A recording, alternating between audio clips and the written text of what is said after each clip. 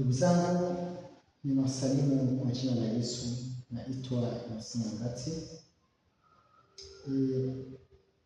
Nimekuja mbele zenu ili kuweza kuzungumzia jambo ambalo ni la maana. Mungu atufundisha kwa njia ya maneno yake.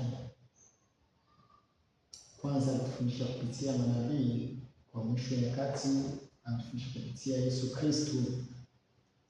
Ndivyo anavyoandika mwandishi wa barua kwa Waebrania. Katika mafundisho yake ya mlimani, Yesu Kristo anafundisha kwamba heri wanaoleta amani, kwani wataitwa wana wa Mungu.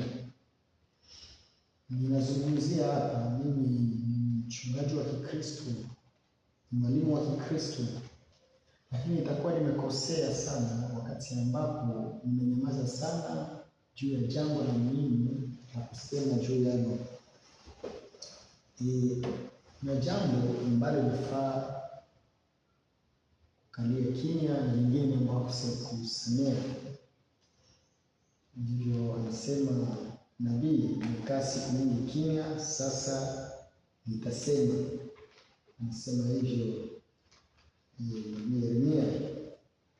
Sasa katika Mathayo sura ya 5 tunaripotiwa jambo hilo. Yesu alipochukua mafundisho ya mlimani, ili wanaoleta amani, kwani wataitwa wana wa Mungu. Tunazungumzia kuhusu dunia, tunaposhuka kuhusu Afrika na kwa upekee kuhusu nchi yetu ya Kongo.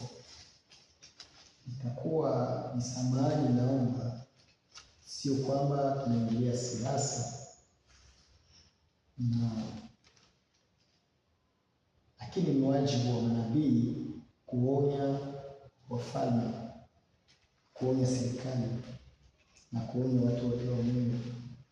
Si vizuri kukaa kimya unapojua ukweli tunaweza kupatanisha, na kutofanya unachopashwa kufanya ni dhambi.